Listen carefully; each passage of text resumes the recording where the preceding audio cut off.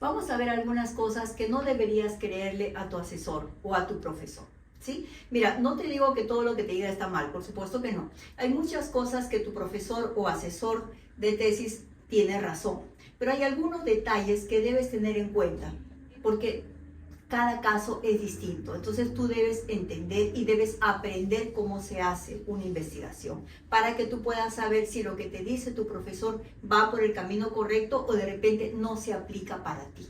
¿Ya? Mira, en primer lugar, cuando tu profesor te diga que todo está perfecto, eso es imposible. Eso sí que no le puedes creer de ninguna manera. Lo único que significa es que tu profesor no revisó o detalladamente no lo ha leído todo tu proyecto de tesis, ¿sí? Así que no, eso es imposible de que sea cierto, ¿ya? No te alegres cuando tu asesor te apruebe al 100%, entonces tú te quedas feliz de la vida. No, eso no es así, ¿sí? Yo quiero que tú comprendas de que una investigación, si bien es cierto, el esquema es el mismo de siempre, pero cada universidad o cada profesor, diría yo, no tanto la universidad, sino cada profesor le da un toque especial, le da un toque diferente, ¿sí? Hay profesores que te pueden decir, por ejemplo, mira, esto debería ser de tal manera. Quizá en ninguna parte, ningún libro, ningún autor lo diga, pero si tu profesor quiere que sea así, y no es que esté mal tampoco, podrías hacerlo, pero por eso es necesario que sepas, ¿ya? Cuando tu profesor te diga que todo está bien, que tú avances nomás, como muchas veces dicen, ¿no? Avanza nomás, no te preocupes, ya cuando termines me lo entregas todo completo. Eso de que avanza nomás, avanza, no significa nada, porque que sepas tú que lo que estás haciendo está perfecto, significa que tu profesor ha tenido que sentarse contigo un buen rato para poder entender de qué se trata tu tema y para poder leer párrafo por párrafo todo lo que has hecho. Y es bien raro, te digo con sinceridad, que a los miembros del jurado o a los profesores les guste a todos por igual, ¿sí? Así que cuando te digan que no hay observaciones y que todo está perfecto, por supuesto que eso no lo vas a creer, ¿ya? Por otro lado, mira, cantidad de citas. Yo sé que hay algunos profesores que les encanta decir que no deben haber citas textuales, porque el Turnitin te puede salir muy alto, en fin. O que debes tener 10 citas textuales, 10 citas de resumen. En realidad, científicamente no existe ningún autor que te diga que en una investigación debe haber tal cantidad de citas textuales, tal cantidad de citas de resumen. No lo hay, ¿sí? Así que si tu profesor te dice que deben ser 5 o 10, no es que debe ser, es que él quiere, es que su punto de vista es ese, ¿ok? Pero no es que realmente sea. ¿Bien? Ahora, yo sé que hay profesores que les encanta decir que lo primero que deben hacer es el marco teórico. ¿Tú sabes lo que significa hacer un marco teórico? Si alguna vez lo has hecho, entenderás que esto no te va a demorar pues un par de horas, ¿no? Hacer todo un marco teórico implica muchas horas de trabajo, entrar a los buscadores, buscar de una forma, buscar de otra, o sea, todo el marco teórico es bastante tedioso. Y que tú empieces por ahí, de verdad créeme que es un error grandísimo, ¿sí? Por ahí no se empieza. Tú haces marco teórico ya cuando tienes todo armado, cuando hiciste tu planteamiento del problema, cuando me dijiste qué diseño vas a utilizar, cuando ya me has dicho con qué población vas a trabajar, o sea, ya cuando has armado tu esquema, has hecho tu AQP, tu CCA, tus variables, tu título, ¿sí? Así como yo siempre enseño, cuando tienes eso, después recién pasas al marco teórico, pero no puede ser al revés, no puede ser al revés. Aunque tú me digas, sabes que en mi esquema de tesis el primer capítulo es marco teórico, no importa, no importa. Tú primero tienes que armar el esqueleto. Si no armas el esqueleto, no vas a tener dónde poner, como decimos, los músculos, las arterias, las venas, ¿ya? Entonces, eso sí tienes que tenerlo muy claro. Ahora, otro error que muchas veces los profesores tienen es cuando te dicen que en el planteamiento del problema pongas teoría. Yo la verdad es que tengo muchos problemas con los asesores Porque tengo alumnos que en el planteamiento del problema ya ponen teoría. Por ejemplo, si su variable es rentabilidad, comienza la rentabilidad es. Si tu variable es violencia familiar, la violencia familiar es. La OMS dice, que la UNICEF dice. En este lugar, teoría, a ver, ponte a pensar. Recién estás planteando el problema que vas a investigar, o sea, estás hablando a futuro. Me estás diciendo, yo lo que quiero hacer es esto porque encontré este problema. Ahí vas a poner teoría, ahí piénsalo, ¿sí? Acuérdate, tienes un capítulo de marco teórico. Ahí debe entrar todo lo que quieras de teoría, no acá no, ¿ya? Nunca te olvides, el planteamiento del problema es, como yo siempre digo, tu carta de presentación, porque es el primer capítulo. Por ahí comienzas. Entonces, todo el que abre tu tesis tiene que ver el primer capítulo, ¿sí? A no ser que tú me digas, pues, sabes que la variable que yo he elegido es tremendamente rara, es tremendamente incomprensible, quizá podría entender que en el planteamiento del problema me digas qué cosa es tu variable. Cosa que es bien raro, ¿verdad? Tú sabes que eso no es así, ¿ya? Ahora, otro problema que yo siempre encuentro es respecto a la medición de las variables.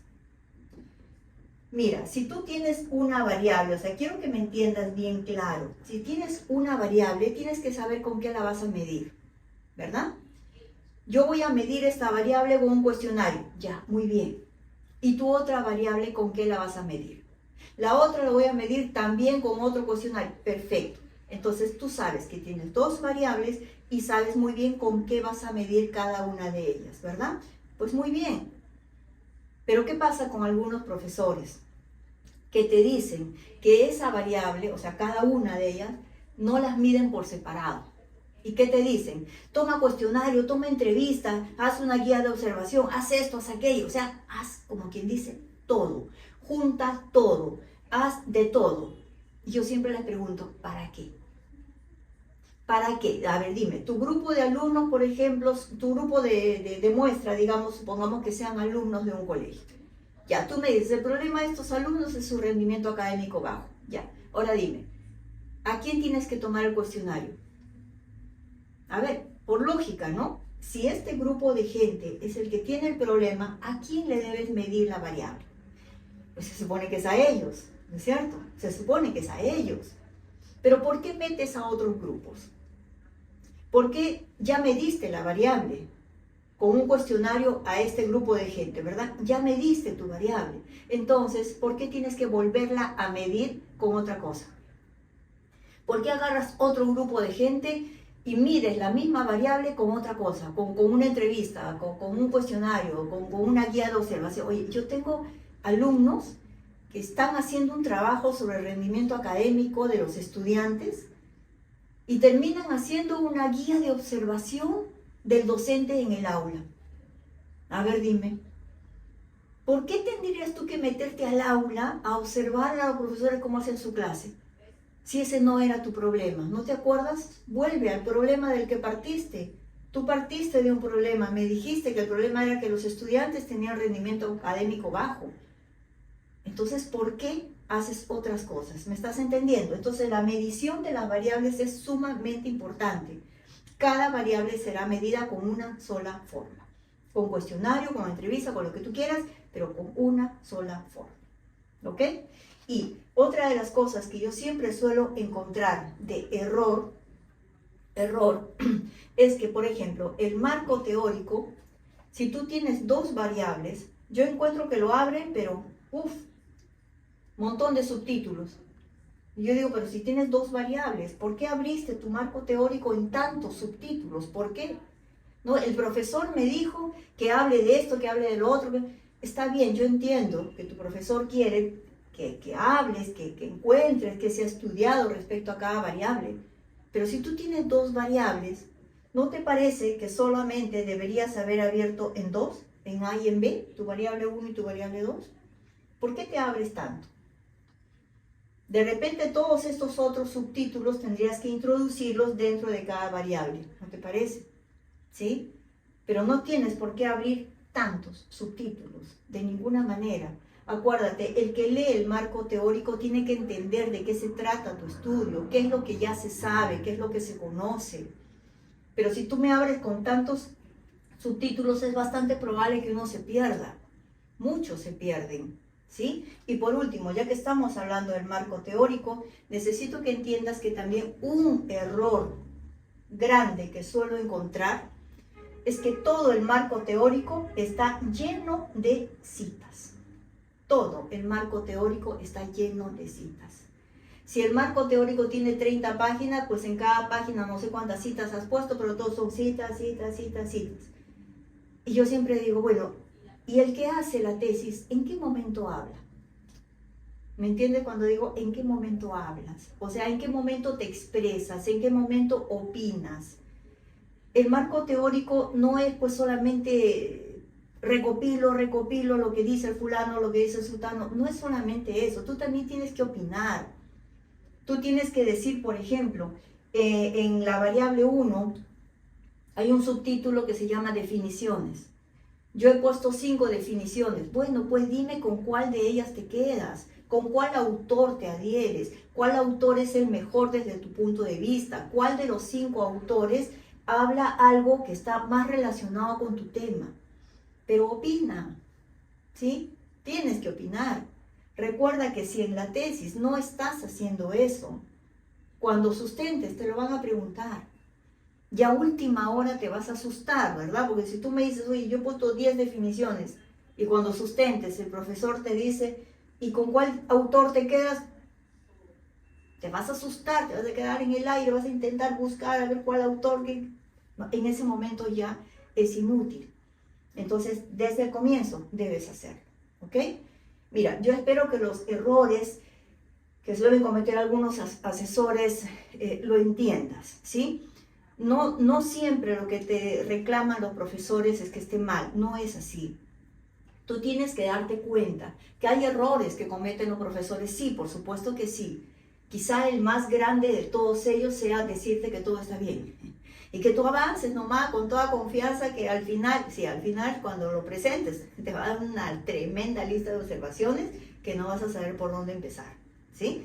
Entonces yo necesito que tú aprendas cómo se hace una investigación, ¿ok? Por eso es que te invito, mira, yo soy Rosario Martínez, es bastante probable que tú ya me conozcas. Yo te invito a que leas mis libros, si es que todavía no los tienes, o que de repente asistas a cualquier una de mis asesorías que yo siempre doy. Así que vamos, comunícate con mi equipo y espero verte en cualquier momento.